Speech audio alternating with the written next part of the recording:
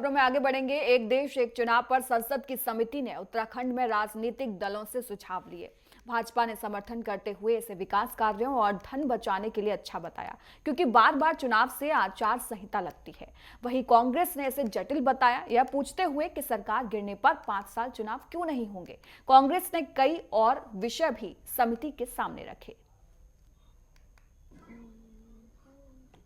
देखिए, one nation one election जो लागू करने की बात करी जा रही है, वो निश्चित तौर पर जनता को सीधा सीधा इससे फायदा होने वाला है, क्योंकि समय समय पर कभी पंचायत चुनाव, कभी निकाय चुनाव, कभी विधानसभा चुनाव, कभी सांसदीय चुनाव, ये चुनाव जब लगातार होते रहते तो इससे जो आने वाले कार्य होते हैं, जो सरकारी कार्य होते हैं, आचार संहिता लगने के कारण वो जनता के का लाभ में नहीं होते, उनको रोक दिया जाता है। फिर जब होते हैं चुनाव, फिर उसको लागू कराया जाता है।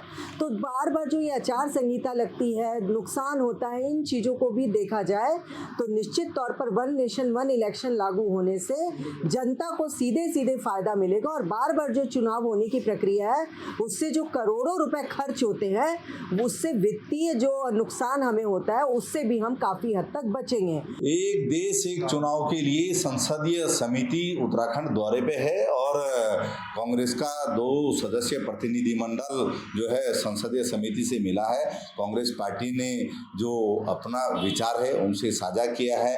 कांग्रेस पार्टी ने स्पष्ट तौर पर कहा है कि ये एक बहुत जटिल प्रक्रिया है, क्योंकि बहुदलीय लोकतंत्र में अगर जो है कभी कोई राज्य की सरकार गिरेगी, कभी केंद्र की सरकार अगर अस्थिर होगी, तो फिर 5 साल तक जो है वो उसका क्या होगा, क्योंकि ये एक तकनीकी विषय है। और निश्चित तौर पर जो है आज़ादी के बाद लंबे समय तक एक देश और एक चुनाव होते रहे हैं, और वैसे भी इस देश के अंदर त्रिस्तरीय पंचायत चुनाव की व्यवस्था है। हरीश रावत का कोई वीडियो आया कि 2017